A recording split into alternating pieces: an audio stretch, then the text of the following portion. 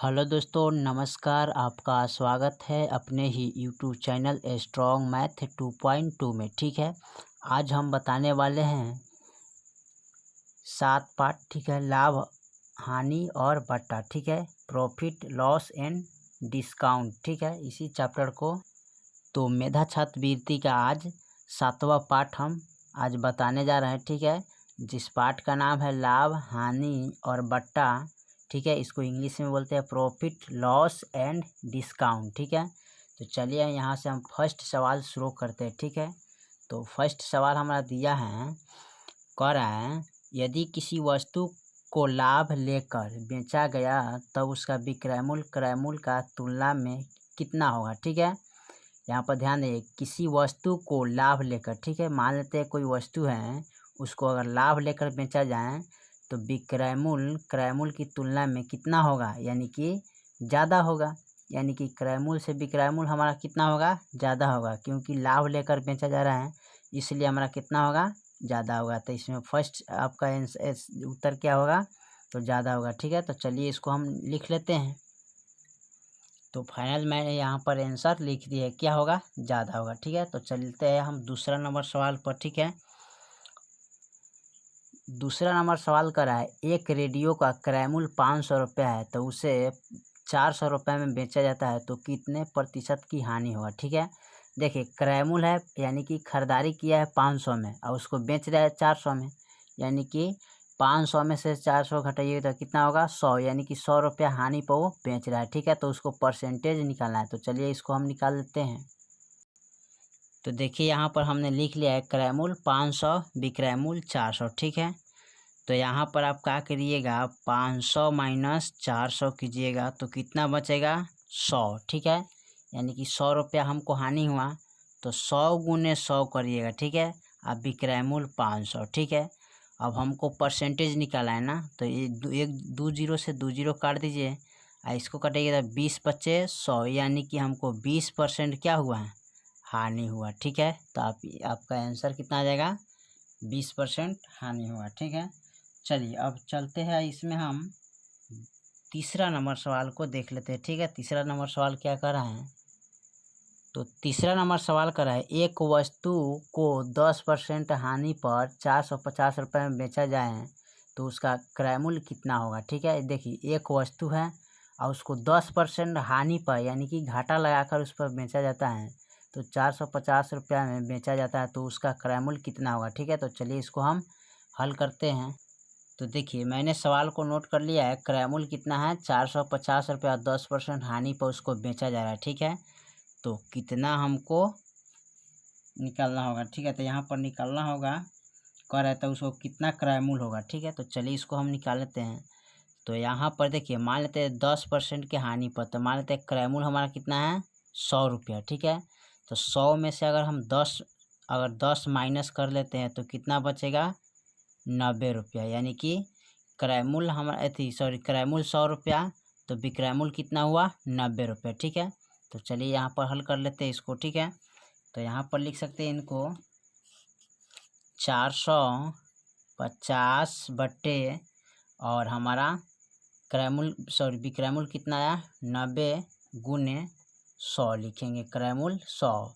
अब देखिए एक जीरो से एक जीरो कट गया और 9 पचे 45। ठीक है, अब यहाँ 5 से इसमें गुना करेंगे तो कितना हो जाएगा, 500। ठीक है, तो हमारा जो आ गया कितना, क्रय मूल्य 500 आ गया। ठीक है, उसके बाद देखिए तो फाइनल आपका ये 500 हो गया। ठीक है, चलिए चौथा नंबर सवाल को देख लेते हैं। चौथा नंबर सवाल कर रहा है एक रेडियो का क्रय मूल्य 860 रुपया है तो उसे 140 रुपये हानि पर बेचा गया तो निम्नलिखित में से उसका विक्रय मूल्य क्या होगा। ठीक है, इसका विक्रय मूल्य इसमें कितना होगा। ठीक है, तो क्रय मूल्य है कितना, 860 रुपया, तो उसको हम 140 रुपये हानि पर उसको बेच रहे हैं। ठीक है, तो चलिए इसको हम हल कर लेते हैं।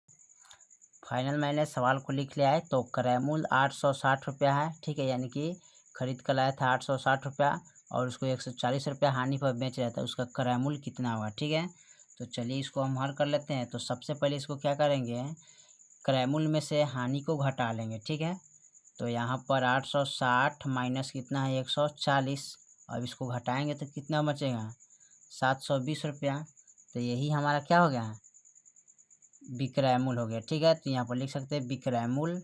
ठीक है, ये विक्रय मूल्य हो गया हमारा 720 रुपया। ठीक है, चलिए अब सवाल नंबर हम देखते हैं 5वां नंबर सवाल को हल कर लेते हैं। ठीक है, 5 नंबर में क्या कर रहा है, तो 5 नंबर सवाल में कर रहा है एक आदमी ने एक वीडियो 9,500 रुपया में खरीदा था उसे 250 रुपये के लाभ पर बेच दिया।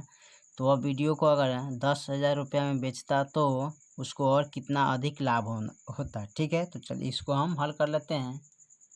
देखिए यहाँ पर सवाल कर रहा है कि 9,500 में खरीदा था। ठीक है, 9,500 में खरीदा था, अगर उसको हम 10,000 में बेचते तो कितना हमको लाभ होता। ठीक है, तो इनमें से जब घटाएंगे यानी कि 10,000 में से 9,500 घटाएंगे तो कितना होगा 500 होगा। ठीक है, तो 500 होगा तो इसका अधिया कितना हो जाएगा, अगर 9,500 का अधिया 9,500 हो। ठीक है, अगर 500 का अधिया करेंगे तो कितना फ़ायदा होगा 250, यानी कि 250 रुपया आपका आ गया आंसर। ठीक है, चलिए क्वेश्चन नंबर 6 देख लेते हैं। 6 में क्या कर रहा है, क्वेश्चन नंबर 6 कर रहा है एक गाय 800 रुपये में खरीदी गई कर उसे 25% लाभ पर बेच दिया गया, तो गाय का विक्रय मूल्य कितना होगा। ठीक है, तो चलिए इसको हल कर लेते हैं। देखिए तो गाय का क्रय मूल्य कितना है 800 रुपया और उस पर कर है 25% लाभ पर बेच दिया गया, तो उसका विक्रय मूल्य कितना होगा। ठीक है, यानी कि मान लेते हैं अगर 100 रुपये का है तो उसमें 25% लाभ हो रहा है, तो यानी कि 25 जोड़ेंगे तो कितना आ जाएगा 125 रुपया। ठीक है, तो चलिए इसको हम हल कर लेते हैं। तो यहाँ पर लिखेंगे क्रय मूल्य कितना है 800। ठीक है, और यहाँ पर लिख लेते हैं 100। ठीक है, गुने 125। अब इसको कटाइए, 2 जीरो से 2 जीरो कट गया। अब इसको गुना कर लेंगे कितना से 8 से, तो 8 से अब इसमें गुना करेंगे तो हमारा कितना आ जाएगा काइन दहान सैकड़ा, 1,000 रुपया आ जाएगा। ठीक है, तो आपका विक्रय मूल्य कितना आ गया 1,000 आ गया। ठीक है, तो चलिए हम 7वां नंबर सवाल को देख लेते हैं।